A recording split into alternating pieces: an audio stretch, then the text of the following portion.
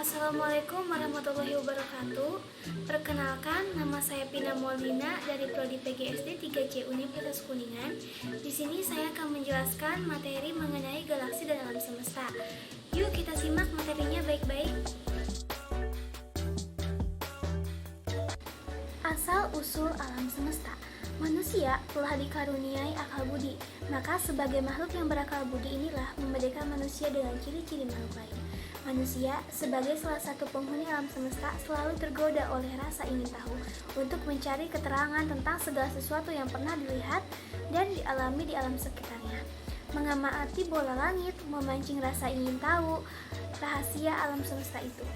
Para ahli astronomi tidak jemu-jemu mengamati bola langit karena memperoleh keasyikan yang mempesona. Dari langit diperoleh berbagai pesan. Dari beraneka ragam cahaya benda-benda langit yang ditangkap tersebut, timbullah berbagai teori tentang asal-usul terjadinya alam semesta. Asal-usul alam semesta diantaranya yang pertama ada pandangan Yoni kuno. Bumi diatur oleh beberapa dewa, diantaranya dewa Zeus sebagai dewa guntur dan Helios sebagai dewa matahari. Menurut Pythagoras, pada tahun 2500 tahun yang lalu, bumi seperti bola tanpa ujung pangkal. Menurut Aristoteles, pada tahun 200 tahun setelah Pythagoras, di atas bumi terdapat 8 langit yang terdiri dari kristal kaca tembus cahaya atau teori kosmos. Menurut Ptolemes, pada tahun 100 tahun setelah Aristoteles, benda-benda langit itu semua beredar mengelilingi bumi pada ruang yang kosong. Yang kedua, ada pandangan lebih maju di luar Yunani. Menurut Copernicus, pada tahun 1473 sampai 1543, hanya bulan saja yang betul-betul beredar mengelilingi bumi, sedangkan planet lain tidak, tetapi semuanya beredar mengelilingi matahari. Menurut Galileo Galilei, Jupiter bukan hanya sebuah titik cahaya kecil, melainkan berupa bola besar dengan 4 buah pengiringnya. Ia menemukan jalur hitam di permukaan bulan dan diduga laut atau samudra, menyetujui pandangan Copernicus. Yang ketiga, ada pandangan modern terhadap asal-usul alam semesta. Ilmu yang mempelajari tentang asal-usul alam semesta kosmologi, ilmu yang mempelajari asal-usul alam semesta, evolusi, isi alam semesta, dan organisasinya. Teori-teori alam semesta. Yang pertama ada teori keadaan tetap atau steady state theory. Fred Hoyle, Hermann Bondi, dan Thomas Gould, alam semesta sama dimanapun dan di bila manapun juga. Alam semesta sebagai tak berawal dan tak berakhir. Alam semesta lebih kurang sama, bukan hanya di mana-mana tetapi juga setiap saat. Bondi dan Gould, segala sesuatu di alam semesta ini kelihatannya tetap sama meskipun galaksi-galaksi saling menjauh satu dengan yang lain.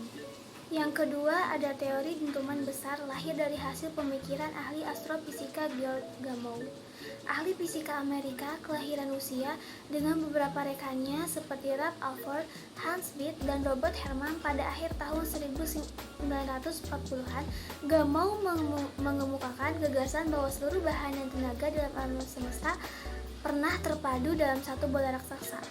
Bola yang terdiri dari neutron dan tenaga pancaran ini dinamainya. Ketiga, ada teori osilasi atau oscillation theory.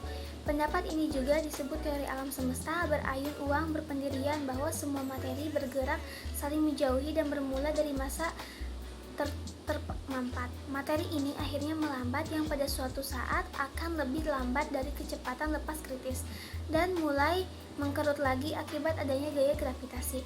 Materi tersebut akan termampat dan meledak lagi yang dilanjut dengan pemuaian lagi. Dalam proses ini, tidak ada materi yang rusak ataupun tercipta, melainkan hanya berubah tantanannya atau hanya mengalami goyangan atau oscillation.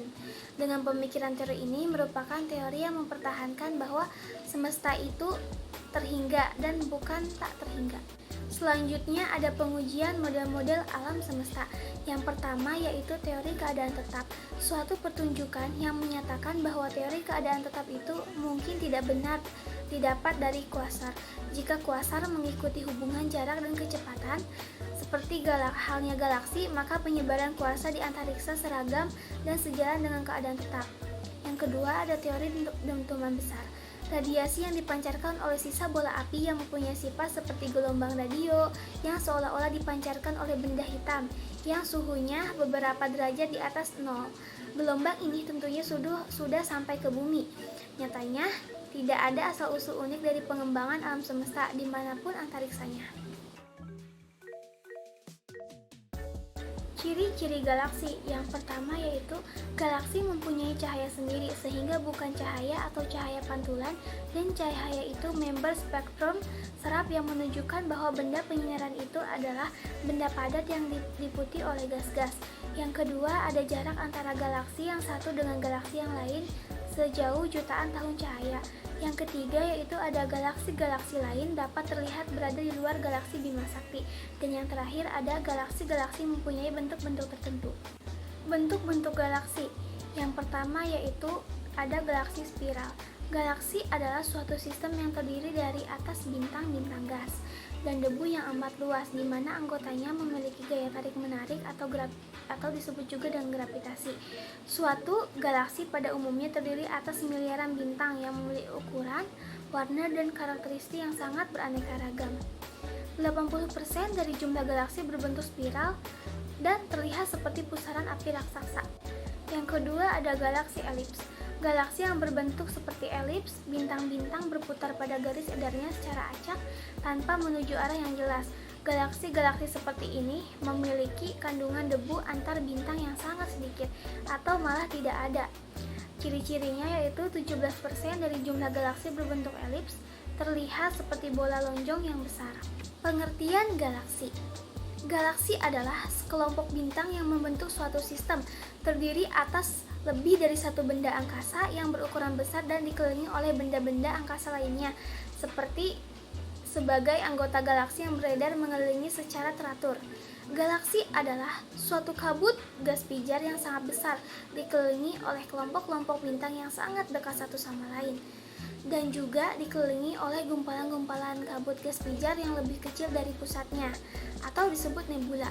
Dan tebaran ribuan bintang di dalam galaksi terdapat peredaran benda-benda langit, matahari, dan bintang-bintang lainnya mengelilingi pusat galaksi. Galaksi ternyata tidak hanya satu tetapi beribu-ribu jumlahnya. Salah satunya adalah galaksi Bima Sakti yang merupakan galaksi di mana bumi berinduk. Ketiga ada galaksi tak beraturan. Galaksi spiral kecil yang terdistori oleh gravitasi galaksi tetangga yang lebih besar. Galaksiawan Magellan awalnya diklasifikasikan sebagai galaksi tak beraturan. Awan Magellan besar selanjutnya diklasifikasikan ulang sebagai tipe SBM, sebuah tipe galaksi spiral berbatang.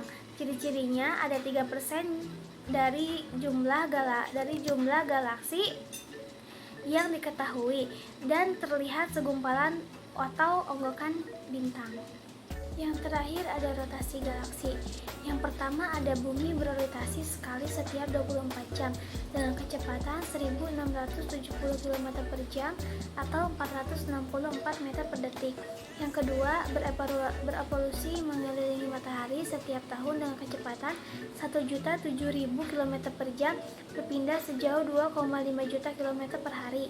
Yang ketiga ada matahari mengelilingi pusat galaksi dengan kecepatan 1 juta km per jam atau memerlukan 220 juta untuk menyeluruh satu kali revolusi. Yang terakhir, sejak keberadaannya tata surya baru menyelesaikan 20 kali putaran mengelilingi pusat Bima Sakti. Sekian materi yang telah saya sampaikan, kurang lebihnya mohon maaf yang sebesar-besarnya. Semoga materi yang saya sampaikan bisa bermanfaat bagi kalian semua. Wassalamualaikum warahmatullahi wabarakatuh.